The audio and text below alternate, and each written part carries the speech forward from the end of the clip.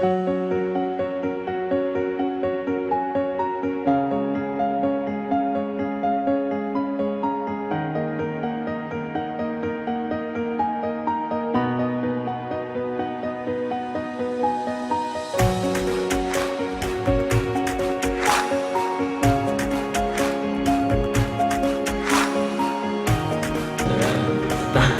Tuhan, Bapak Ibu sudah dikasih diberkati Tuhan. Hari ini kita akan diberkati dengan firman Tuhan. Saya mengapa saya begitu rindu sekali kembali mendengarkan kesaksian dari Ibu Alce tadi, karena memang ketika beliau memberikan kesaksian, bersaksi beberapa waktu yang lalu ketika saya dengan Pak Donald, Saudara Aswin digerakkan Tuhan untuk menuju ke keluarga ini, dan saya begitu terberkati dengan kesaksian Ibu Alce ini.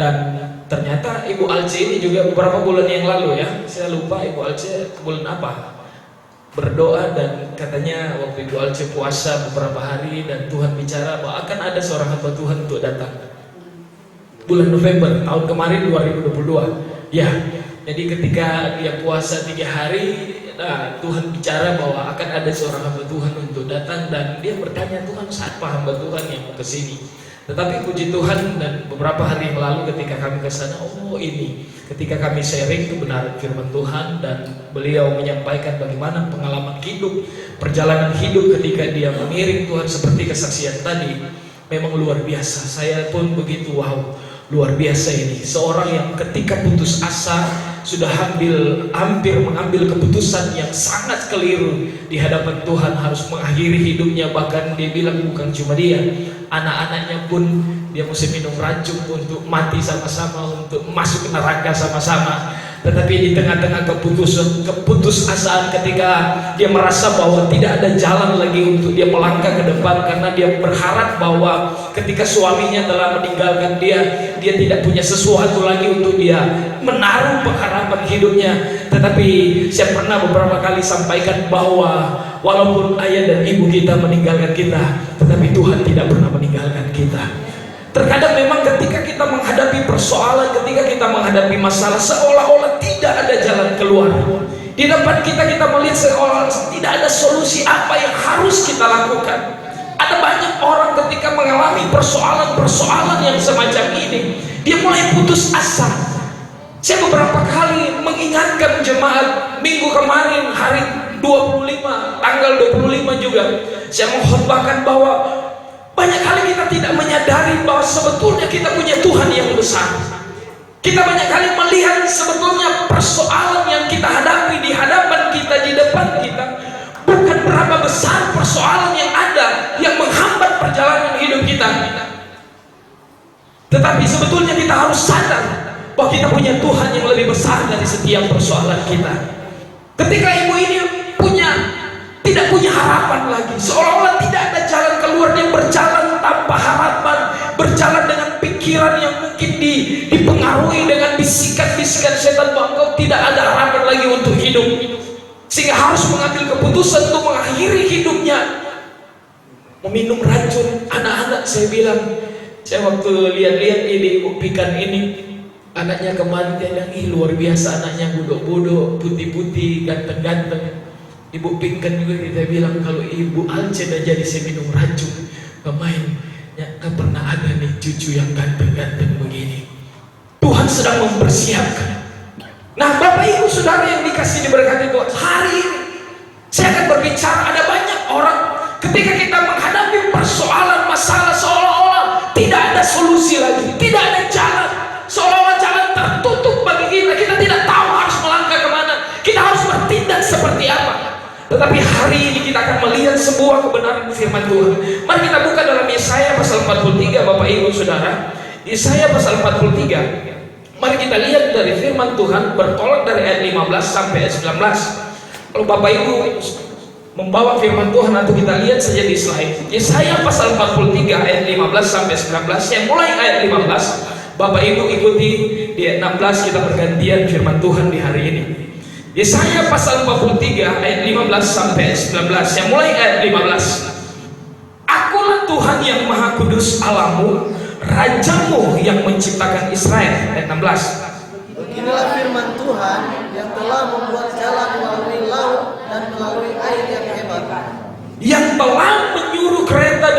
dan keluar untuk berperang, juga tentara dan orang gagah. Mereka terbaring dan tidak dapat bangkit, sudah mati, sudah padam sebagai sumbu. Firman-Nya, janganlah ingat-ingat hal yang dahulu, dan janganlah perhatikan hal-hal yang dari zaman purbakala. Lihat, aku membuat sesuatu yang baru, yang sekarang sudah tumbuh. Belumkah kamu mengetahuinya? Ya, aku hendak membuat jalan di padang gurun dan sungai-sungai di padang belantara. Katakan amin firman Tuhan. Haleluya. Saudara, hari ini saya akan berbicara bahwa dalam perjalanan kehidupan kita, mungkin ada banyak hal yang sedang kita pikirkan apa yang akan kita lakukan di tahun 2023 ini. Ketika kita kilas balik melihat kembali perjalanan hidup kita di tahun 2022, mungkin ada banyak hal yang membuat kita kecewa. Tahun berapa itu Ibu Amsi tadi? Pengalaman itu tahun berapa kita lupa? Yang mau bunuh diri itu 2002. Saya tidak tahu persoalan apa, masalah apa yang Bapak Ibu hadapi di tahun 2022. Mungkin ada banyak hal, harapan Bapak Ibu. Mungkin ada sebuah planning, ada perencanaan apa yang Bapak Ibu mau lakukan di sepanjang tahun 2022 yang sudah kita lewati. Tapi seolah-olah ketika kita mulai menjalani aktivitas kita untuk menuju pada harapan, untuk mencapai apa menjadi harapan dan cita-cita kita, seolah-olah tidak ada jalan. Tetapi saya percaya Bapak Ibu Saudara yang diberkati Tuhan, tahun 2023 ini, kalau memang di tahun 2022 ada banyak hal yang seolah-olah kita belum capai ke sana, ada banyak hal yang seolah membuat kita kecewa, kita belum sampai pada titik di mana apa yang kita harapkan. Tetapi hari ini belajar dari firman Tuhan, saya akan memberikan judul hari ini khotbah saya, Dia buka jalan bagi kita. Haleluya. Saya ingat satu lagu yang berkata, Dia buka jalan saat tiada jalan. Coba nyanyikan. Dengan cara yang ajaib, Dia bukanya jalanku yang menuntun. Yes.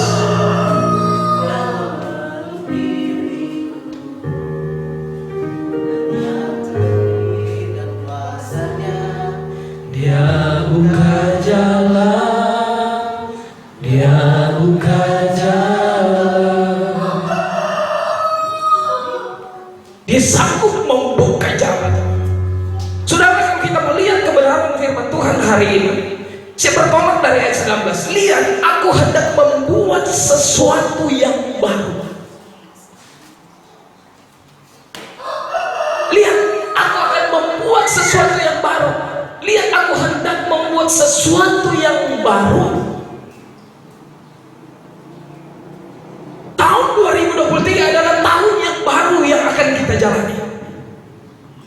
Kita tidak tahu apa yang akan terjadi di depan kita. Ada banyak orang bilang bahwa tahun ini adalah tahun rahasia.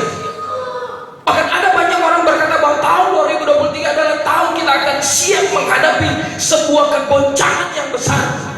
Akan terjadi krisis ekonomi, akan terjadi krisis pangan. Bahkan saya melihat berita beberapa waktu yang lalu bahwa mulai terjadi perkembangan tingkat orang-orang yang terjangkit dengan virus COVID-19 lagi, yang dengan jenis yang baru saya lupa. Saya lihat di Cina kembali mulai orang-orang yang terinfeksi semakin bertambah lagi. Tetapi saya percaya bahwa ketika kita menghadapi tahun 2023 ini, kalau tahun 2022 mungkin seolah-olah ada jalan yang tertutup dalam hidup saudara dan saya, tetapi saya percaya Dia Tuhan sanggup membukakan jalan yang baru bagi kita. Kalau berbicara sesuatu yang baru, kita tidak tahu apa yang akan terjadi besok, apa yang akan terjadi minggu depan, apa yang akan terjadi bulan depan. Tetapi sesuatu yang baru yang mungkin saudara dan saya tidak tahu, mungkin rahasia bagi kita di depan, tetapi Tuhan sanggup membukakan jalan-jalan yang baru, sesuatu yang baru dalam hidup saudara dan saya.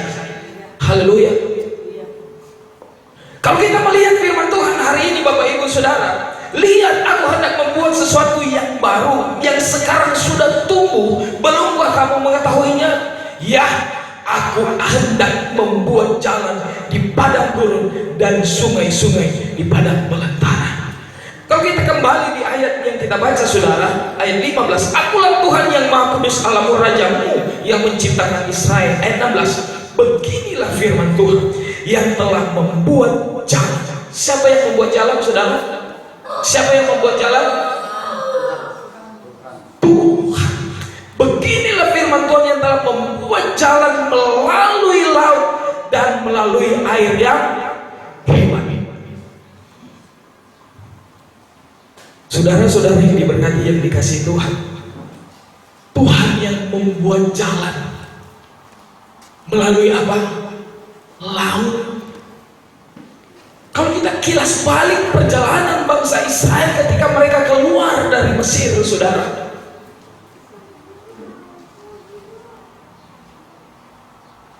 apa yang terjadi ketika perjalanan mereka menuju ke tanah perjanjian? Coba kita buka, dalam Keluaran pasal 14 ayat 15 sampai 19, tolong baca.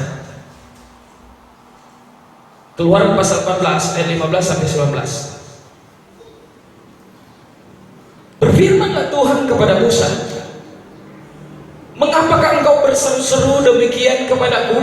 Katakanlah kepada orang Israel supaya mereka berangkat. Dan engkau angkatlah tongkatmu dan ulurkanlah tanganmu ke atas laut dan belahlah airnya, sehingga orang Israel akan berjalan dari tengah-tengah laut di tempat kering.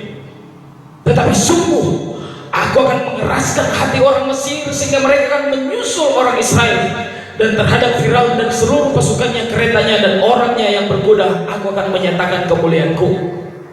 Maka orang Mesir akan mengetahui bahwa akulah Tuhan apabila aku memperlihatkan kemuliaanku terhadap Firaun, keretanya dan orang-orang yang berkuda. Kemudian bergeraklah malaikat Allah yang tadinya berjalan di depan tentara Israel, lalu berjalan di belakang mereka, dan tiap awan bergerak dari depan mereka, lalu berdiri di belakang mereka.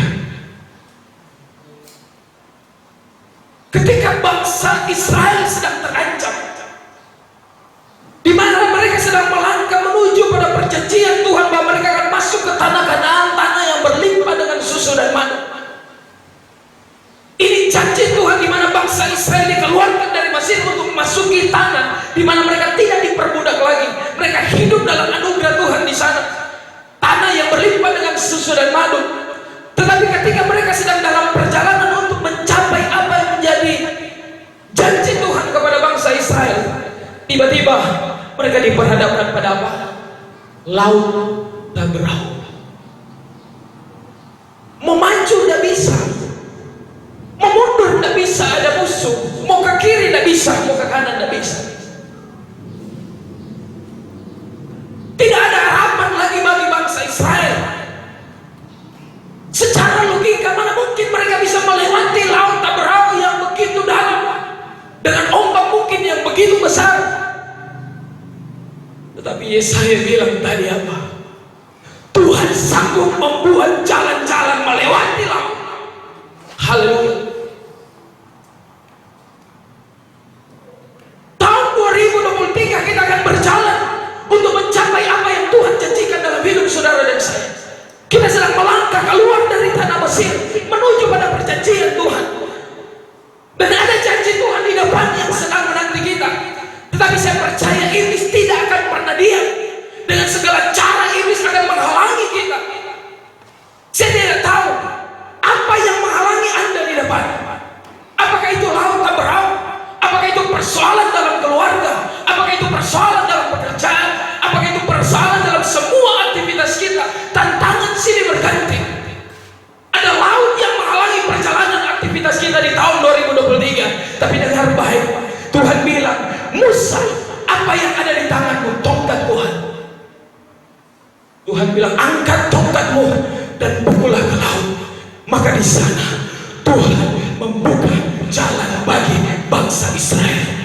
Haleluya. Saudara-saudara, dari firman Tuhan yang kita belajar hari ini, saudara, mereka berseru-seru dan menyalahkan Musa. Musa, kalau begitu lebih baik orang ada di Mesir, lebih baik orang tetap jauh di Mesir. Kiat pengen kasih keluar orang sampai di sini pada akhirnya orang sedang diperhadapkan pada kematian. Mau lari ke depan tidak bisa, mau mundur di belakang ada musuh. Mereka menyalahkan Tuhan. Mereka berseru kepada Musa, mereka bersukut-sukut kepada Musa. Tetapi kita lihat kembali firman Tuhan hari ini, saudara. Sekali lagi ini kita balik di ayat 15. Akulah Tuhan yang Maha Kudus, Allahmu, Rajamu yang menciptakan Israel. Terus,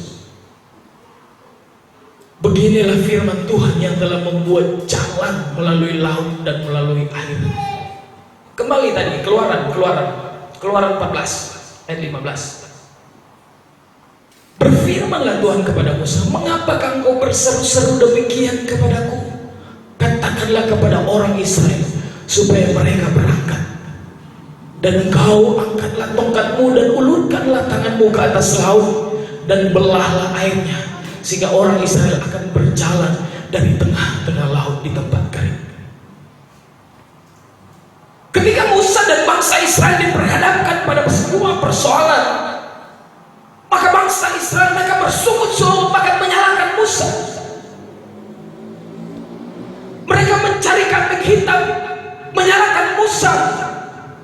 Mereka menganggap bahwa mereka tidak ada jalan keluar lagi, sehingga mulai menyalahkan Musa, mulai menyalahkan Tuhan. Tetapi di tengah-tengah persoalan apa yang terjadi?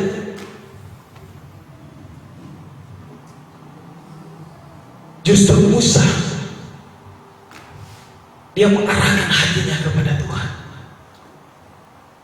Karena dia tahu dia punya Tuhan yang sanggup memberikan jalan keluar. Berapa banyak kita ketika kita menghadapi masalah, kita mulai bersukut-sukut dengan Tuhan. Saksian ibu tadi, Tuhan kita semua layani Tuhan. Tuhan kita semua berdoa puasa. Kita pelayan Tuhan. Kenapa kita mengalami hal ini? Kenapa kita bersuami setinggal kita? Seolah-olah tidak ada jalan keluar. Putus asa, mengambil jalan pintas untuk mengakhiri hidup dengan racun tikus. Tetapi apakah Tuhan membiarkan? Tuhan menyampaikan firman lewat sebuah koran. Datang kepada Tuhan. Sebab walaupun di depanmu ada laut tak beraur, di depanmu seolah-olah ada tidak ada jalan keluar lagi, tetapi hari ini firman Tuhan menjamin Tuhan sanggup membukakan jalan bagi hidupmu. Haleluya. Secara logika tidak mungkin. Karena kalau kita mulai mengukur bahwa karya keajaiban kuasa Tuhan dengan ukuran pikiran kita manusia, tapi dengan baik hari ini kita bilang bahwa Tuhan sanggup bekerja di luar nalar, di luar pikiran, di luar kekuatan kita. Dia sanggup membukakan jalan bagi saudara dan saya. Sebab itu Bapak Ibu Saudara, Musa mengambil sebuah keputusan yang benar. Maka Tuhan bilang, Musa, apa yang ada di tanganmu? Tongkat, saudara. Apa itu tongkat? Hanya sebuah kayu yang biasa-biasa.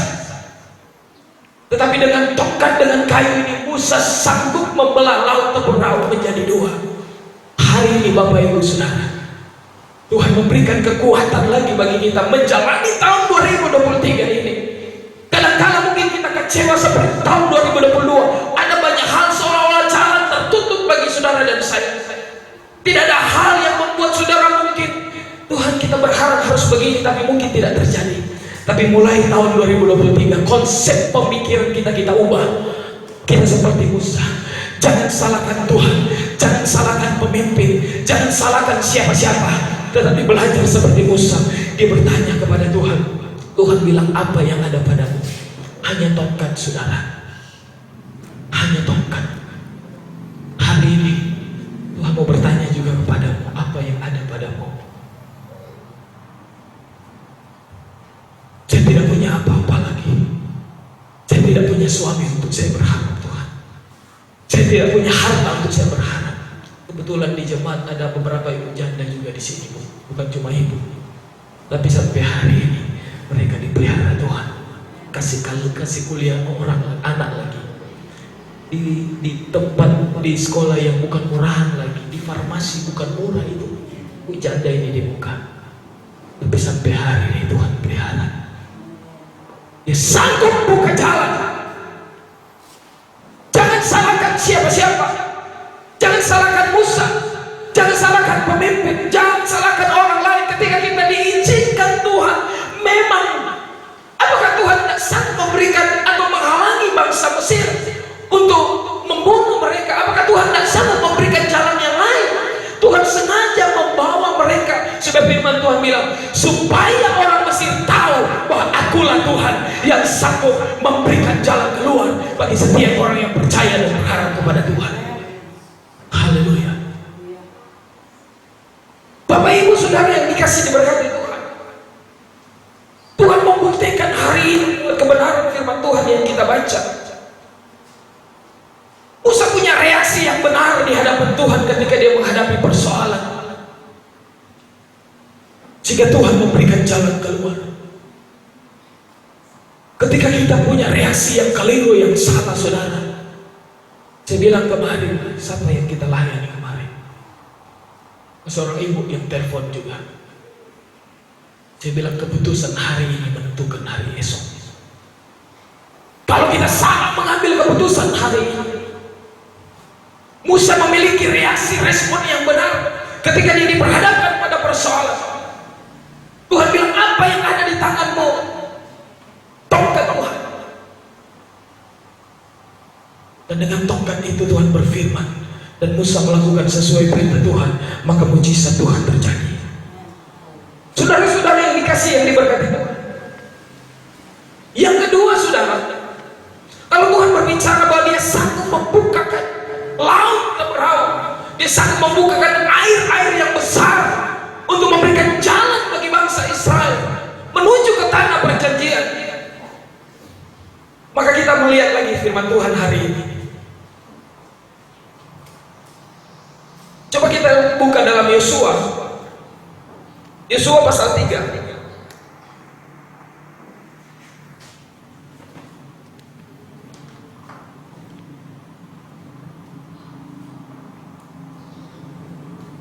Ayat 1 sampai 4, baru kita lompat yang 15 dan 16. Coba nih, Yosua bangun pagi-pagi, lalu ia dan semua orang Israel berangkat dari Sitim, dan sampailah mereka ke sungai Yordan. Maka bermalamlah mereka di sana sebelum menyeberang. Setelah lewat 3 hari, para pengatur pasukan menjalani seluruh perkemahan dan memberi perintah kepada bangsa itu, katanya, segera sesudah kamu melihat tabut perjanjian Tuhan Allahmu yang diangkat para imam yang memasang suku Lewi, maka kamu harus juga berangkat dari tempat dan mengikutinya. 4. Hanya antara kamu dan tabut itu harus ada jarak kira-kira 2000 hasta panjangnya. Janganlah mendekatinya, maksudnya supaya kamu mengetahui jalan yang harus kamu tempuh, sebab jalan itu belum pernah kamu lalui dahulu. Sebelum kita lompat pada ayat selanjutnya, sekali lagi saya sudah menekan tadi, jalan itu belum pernah kamu lalui. Apakah Bapak Ibu Saudara sudah melewati tahun 2023? Sudah pernah? Belum. Tahun 2023 adalah jalan yang belum pernah kita lalui. Sekali lagi saya bicara tadi bahwa tahun 2023 bisa saja adalah tahun misteri bagi kita. Kita tidak tahu apa yang akan terjadi besok. Kita tidak tahu apa yang terjadi minggu depan.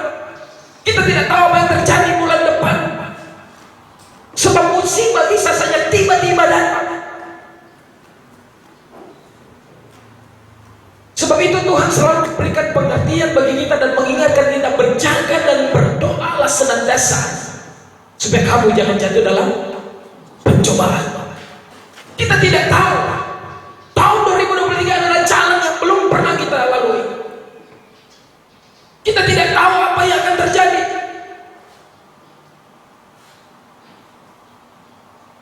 Sebab itu mari kita bijaksana menjalani tahun 2023 ini, saudara.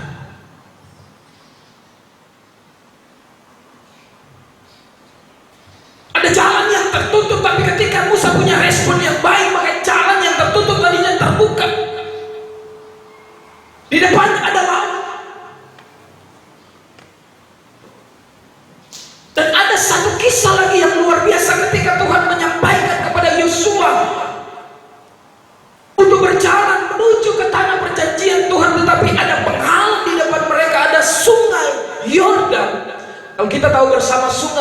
istilah Sungai Yordan, ada istilah lain dalam bahasa Inggris, mereka katakan the river of the dead. Sungai Yordan adalah sungai kematian. Kalau Sungai Yordan dikatakan sungai kematian, ini bicara tentang sebuah tantangan persoalan yang besar. Tetapi firman Tuhan luar biasa. Kita lompat ayat 15 dan 16.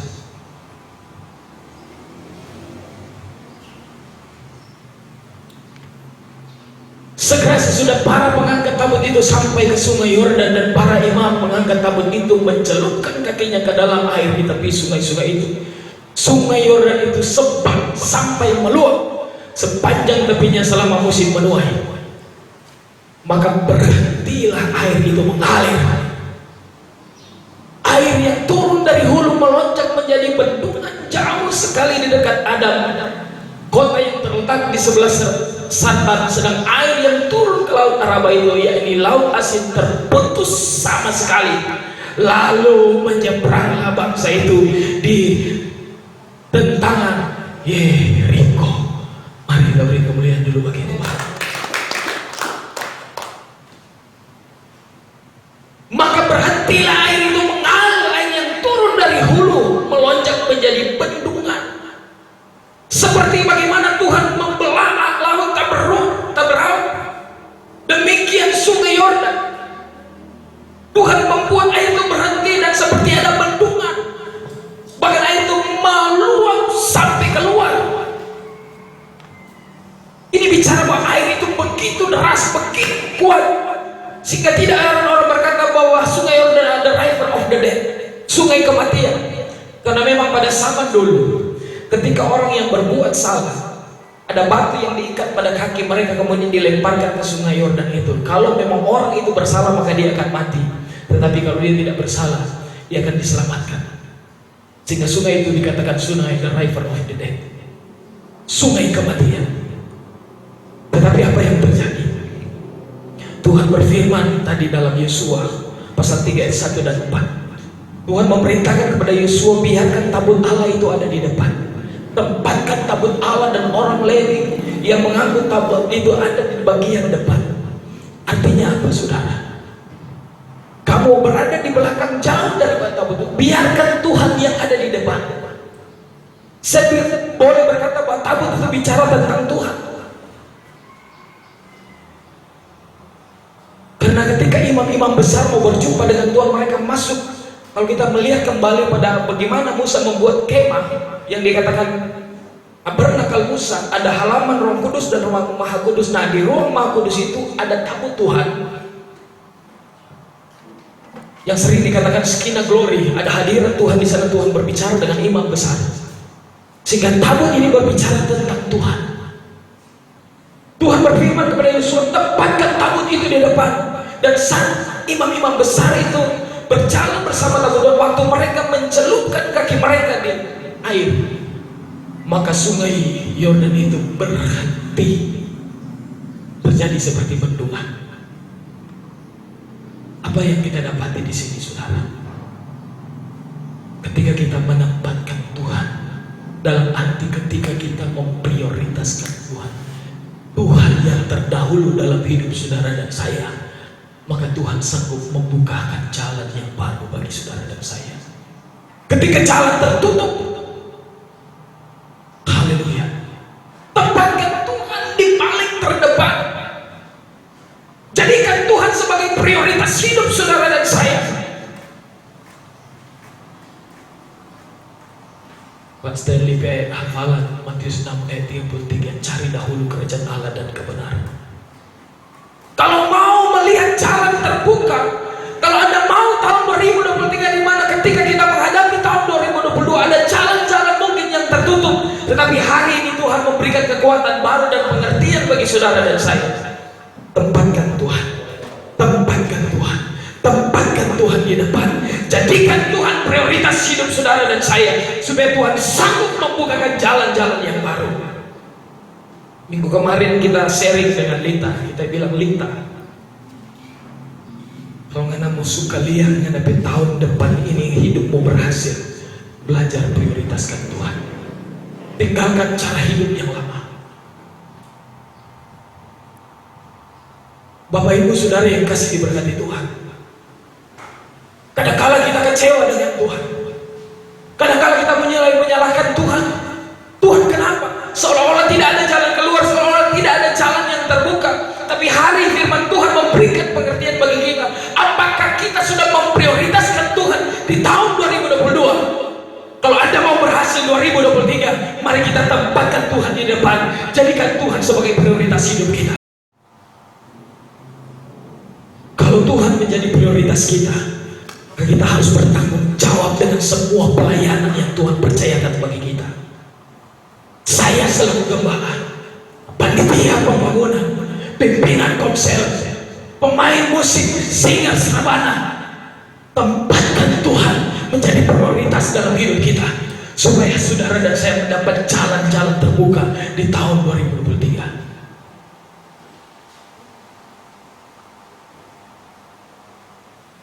Banyak kali orang bilang, oh iya orang cinta Tuhan, orang memprioritaskan Tuhan, baru mau ibadah malam soalnya datang.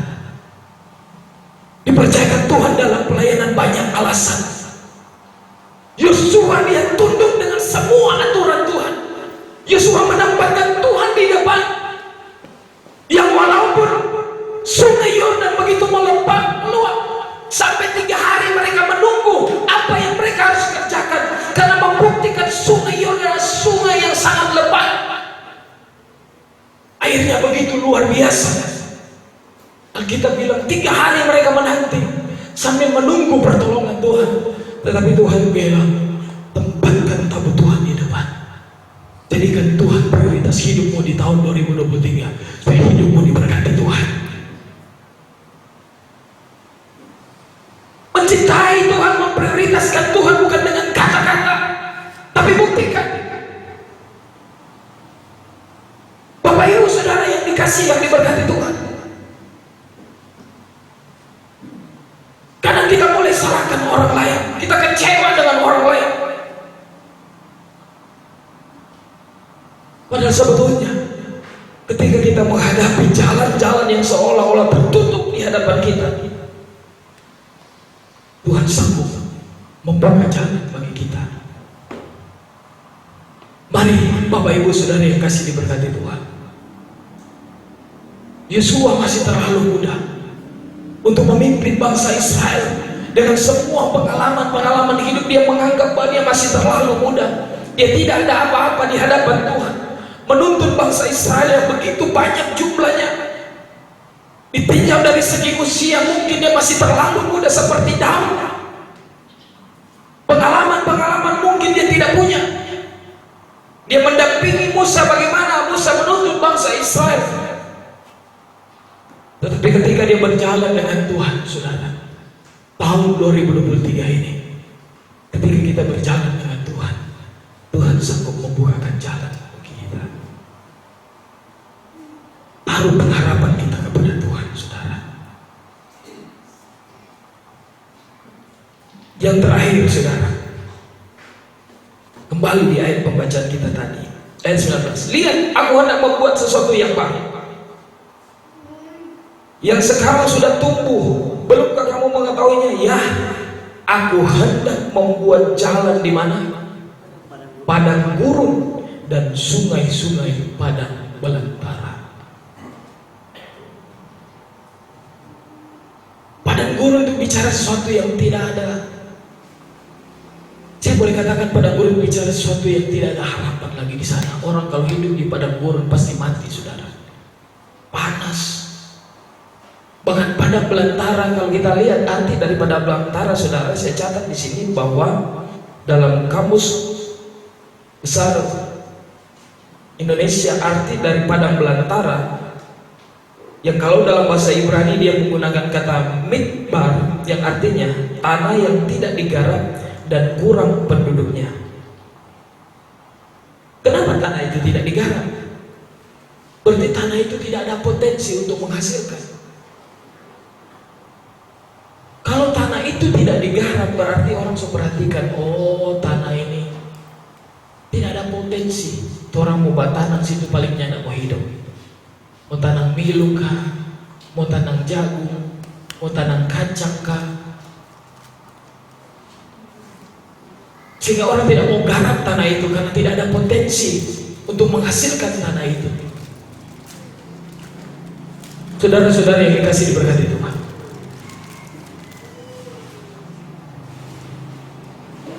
mungkin bagi kita tahun 2023 ini, ketika kita mulai melihat peluang-peluang, oke, yang PNS mereka bekerja di kantor, tetapi bagi kita yang wira swasta, bagi bapak ibu saudara yang tidak punya pekerjaan yang pasti, mungkin saudara mungkin mulai menghitung, mulai menilai-nilai dengan segala kemampuan saudara, ini tidak mungkin, ini tidak ada potensi, ini mungkin tidak bisa menghasilkan. Tapi kita ingat tentang Ishak. Ishak menabur di tanah yang sama, di mana bagi orang tidak menghasilkan, tetapi justru Ishak menabur, dan Alkitab bilang dia menuai 30, 60, bahkan 100 kali lipat ganda. Kenapa? Saya sudah pernah bilang kepada jemaat juga beberapa waktu yang lalu, karena Ishak selalu membuat mezbah kepada Tuhan. Masih ingat apa yang Ishak buat? Pertama mezbah, kedua apa? Saya lupa. Pertama Ishak membuat mezbah, yang kedua kemah, yang ketiga sumur. Kalau kita mau berhasil, Ishak memprioritaskan Tuhan. Dia membangun mezbah, artinya dia selalu mendahulukan Tuhan. Kemudian kemah itu bicara tentang rumah tangga, dia mengurus keluarganya. Kemudian sumur itu bicara tentang pekerjaan.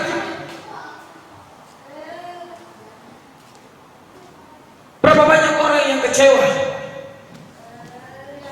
Orang bilang, aduh Pak Gembala, Pak Pendeta, kita sok kerja mati-matian. Dari subuh kita sok keluar, subuh-subuh pulang malam-malam, keluar gelap, pulang gelap.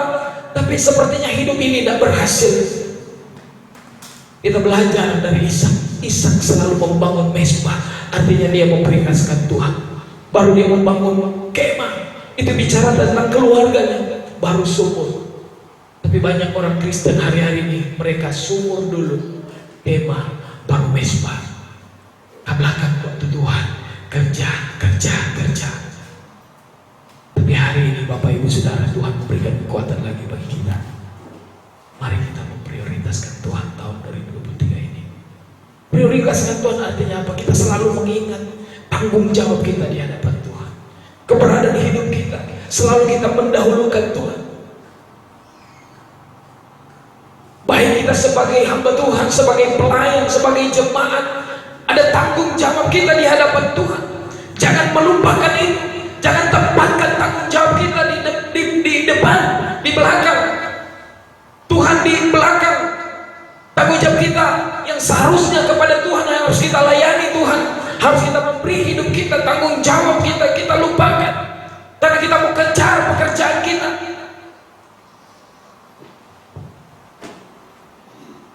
Bapak Ibu Saudara yang dikasihi diberkati Tuhan, kalau tahun 2022 mungkin ada banyak hal yang membuat kita kecewa, seolah-olah tidak ada jalan keluar. Tapi tahun 2023 mari kita berjalan dengan Tuhan. Tuhan sanggup membukakan jalan bagi kita. Jangan jadikan firman Tuhan hanya sebagai pengertian bagi kita, saudara. Cukup orang tahu, tapi biarlah firman Tuhan itu hidup dalam hidup kita, dan kita hidup seturut dengan firman, supaya hidup saudara dan saya diberkati Tuhan. Kita mengalami pertolongan yang daripada Tuhan itu sendiri. Tuhan memberkati firman Tuhan hari ini. Mari kita berjalan dengan Tuhan di sepanjang tahun 2023, sebab Dia Allah yang sanggup membukakan jalan bagi kita. Kalau saudara tahu lagu tadi, Dia buka jalan. Coba kita cari nada yang pas, kita angkat pujian ini. Haleluya. Mari kita berdiri. Puji Tuhan. Puji Tuhan. Mari singers. Haleluya.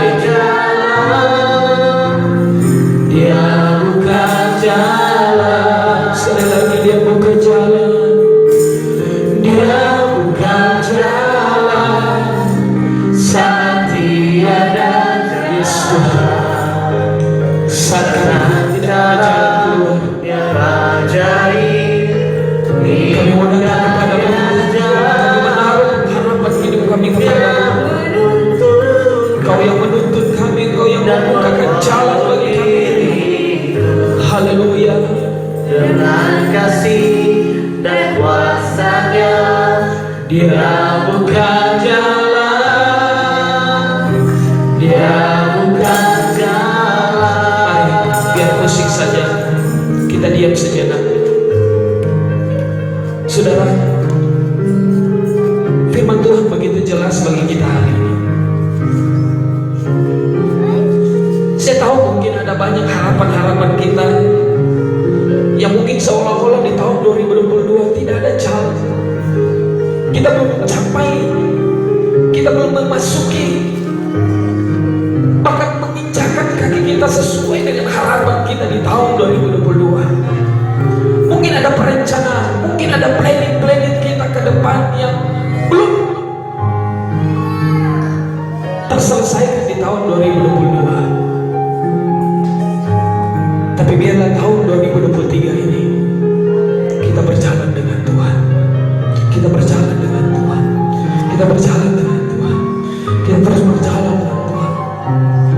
Mari kita melangkah dengan Tuhan di tahun 2023 ini. Ketika ada jalan yang seolah-olah tertutup di depan kita, jangan salahkan Tuhan. Jangan bersungut-sungut. Jangan cari kambing hitam.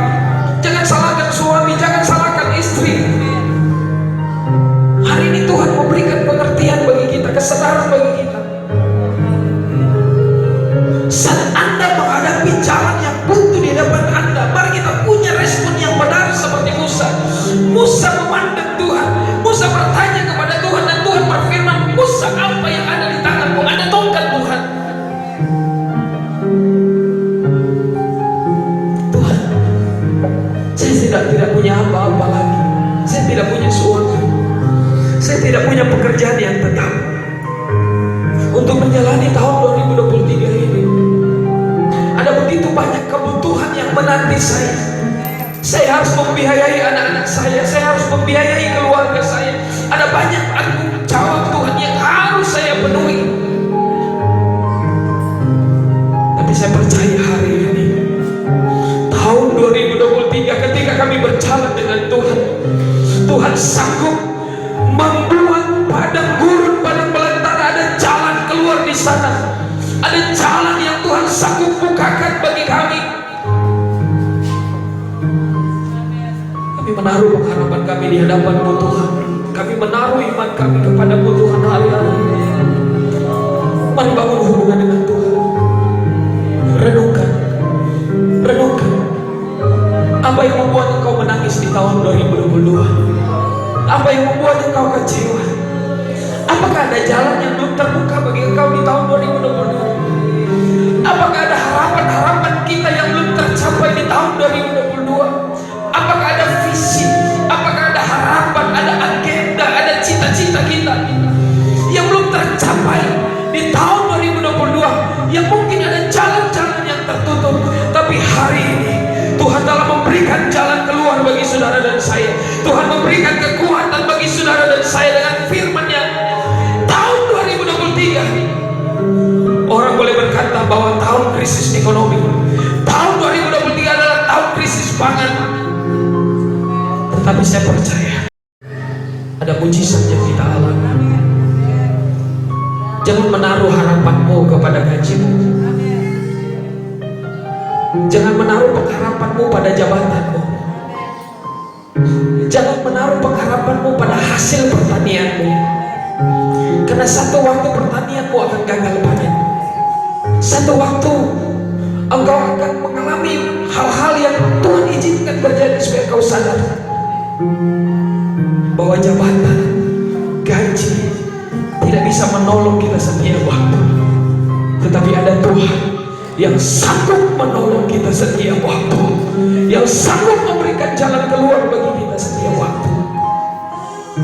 Sebab itu mari taruh harapan iman kita kepada Tuhan tahun 2023. Bangun hubungan dengan Tuhan. Mari angkat suara hatimu, sembah Tuhan. Sembah Tuhan. Sembah Tuhan. Ini kami Tuhan.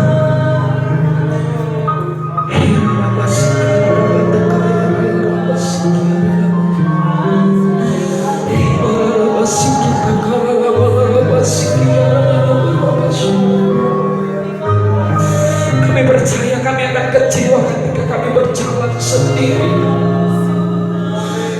Bahkan Musa pun seorang abdi Allah yang besar, dia berkata, Tuhan, aku tidak berani berjalan tanpa Tuhan. Bahkan Daud pun selalu berjalan bersama dengan Tuhan. Siapa kami? Kami tidak berani berjalan sendiri tanpa Tuhan di tahun 2023 ini. Sebab kami percaya ketika kami berjalan dengan